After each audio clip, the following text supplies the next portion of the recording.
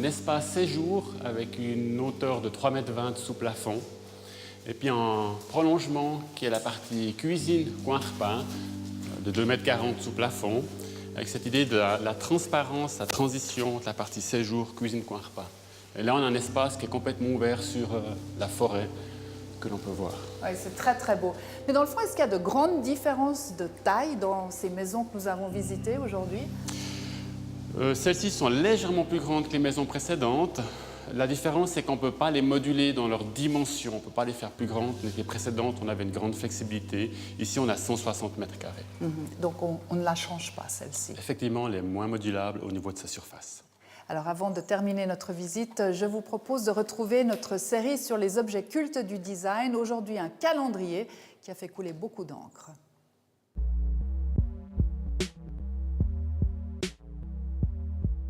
Le Timor, c'est l'objet intelligent et intemporel par excellence.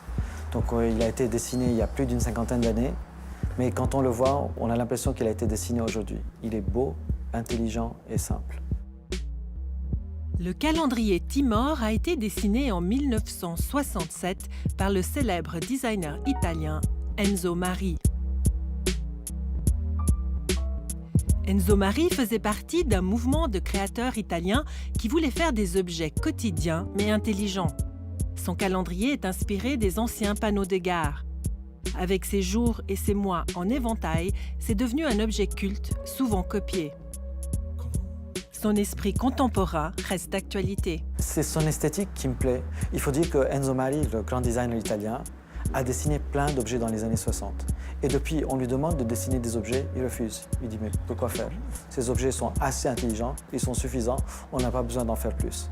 Et d'ailleurs, quand on voit le Timor, il continue d'inspirer pas mal de designers qui font aujourd'hui des objets qui ressemblent, mais comme deux gouttes d'eau, à ce qu'il a fait il y a plus d'une cinquantaine d'années. IFAV, nous terminons notre visite de retour chez vous, mais nous n'avons pas parlé d'une chose, c'est le prix.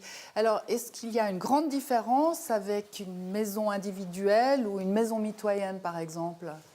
Alors l'avantage, c'est l'effet de répétition. C'est-à-dire qu'on peut standardiser des éléments tels que les façades, les fenêtres, la technique, les cuisines, ce qui permet de diminuer le coût.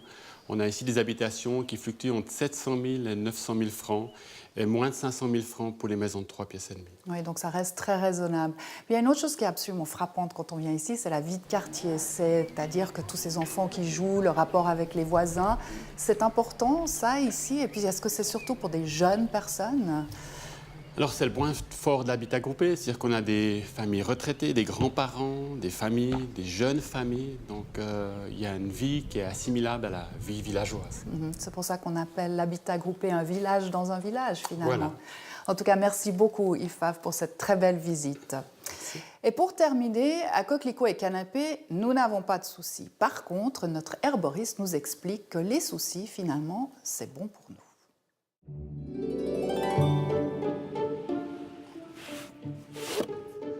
Aujourd'hui, nous allons parler du souci.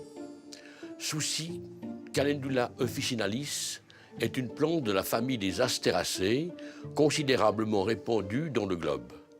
Elle est originaire d'Égypte. On utilise principalement sa fleur pour en faire des tisanes, des extraits de pommade, des teintures pour soigner en usage externe. Pour sa préparation, il conviendra de prendre une cuillerée à dessert de fleurs de souci que l'on infusera durant 10 à 15 minutes pour une tasse d'eau. Cette tisane pourra servir à soigner des problèmes d'ulcères d'estomac, de douleurs d'estomac, de congestion des voies biliaires, ainsi que les troubles douloureux de la menstruation.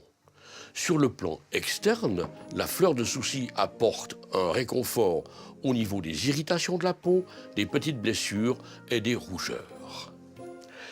Pour être sans souci, ayez toujours chez vous des fleurs de souci.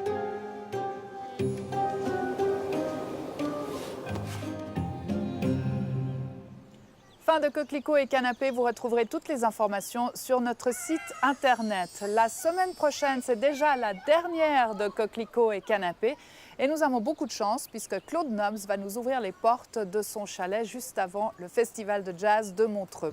Au nom de toute l'équipe, merci de votre fidélité. Passez une excellente semaine et à samedi prochain.